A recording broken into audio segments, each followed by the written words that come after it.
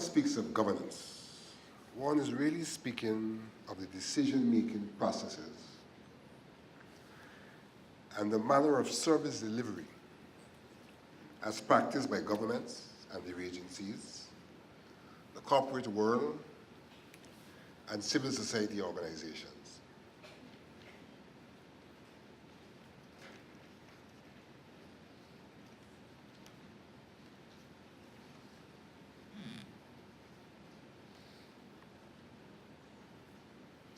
The oft-times referred to and desired good governance is founded on the following elements: transparency, accountability, inclusivity, openness, equity, and ethics, among others.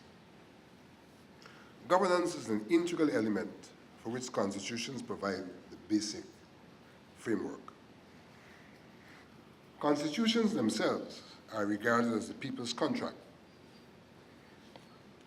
which provide the basis for relationships among the people, as well as the manner in which the state, the necessary administrator and regulator of a country's or the people's affairs, is established and exercises bequeathed authority as it administrates the affairs of the people. In so doing, it legislates the architecture for governance.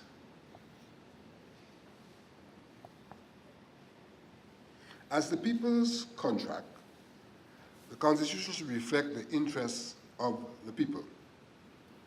However, the extent to which a society may be plural in its composition is the extent to which the Constitution has to reflect and provide for that plurality. In that regard, the architecture of governance provided for in the Constitution should also reflect and provide for that plurality. With specific reference to Guyana, the question is, does the Constitution of Guyana reflect and provide for Guyana's ethnic plurality? If it does not, that suggests that the Constitution needs to be reformed to reflect and provide for that plurality. What is at stake here is that the Constitution, the process through which it is reformed, should both be cognizant of good governance. The process has to be inclusive so that all of the stakeholders become its owners. It has to be accountable so that it imbues confidence. It has to be open so that its inclusivity and accountability are obvious and realized, respectively. It has to be equitable, thus catering for minorities, while being transparent, thus guaranteeing its fairness. These are among the essential prerequisites for a credible reform process. Against that background, I would suggest that we would seek national consensus on the need and purpose for constitutional reform.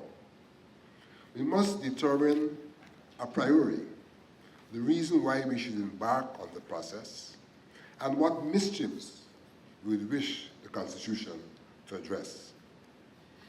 This process should be research-based and consultative at the level of academia and the political parties and civil society, respectively. An expert group should be empaneled to mediate and, if necessary, arbitrate the process. Thereafter, expert roundtables should be established to brainstorm the specific areas identified for attention. Their conclusions should then become the basis for a countrywide consultative process.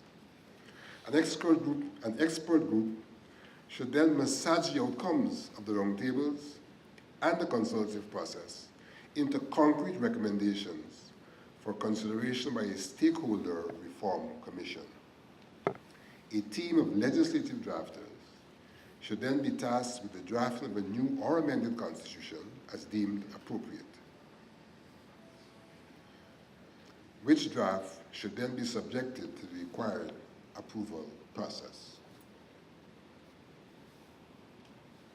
Given the plural nature of the society, the reformed constitution should pay attention to the matter of decision-making and the way in which decision-making bodies are established. The electoral system should be reformed to allow the electorate greater latitude in directly determining the representatives. Legislative system should be reformed to ensure that major decisions are consensual, that is, determined by qualified majority.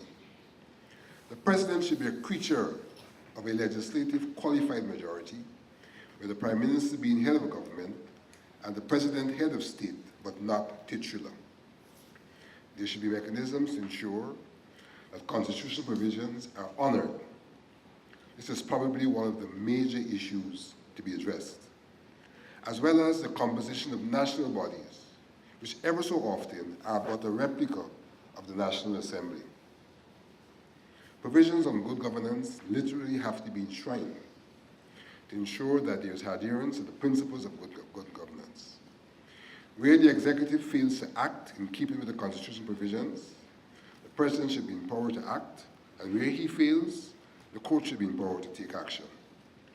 One other is the need for mechanisms to be developed to ensure that court decisions cannot be flouted by the state. Thank you.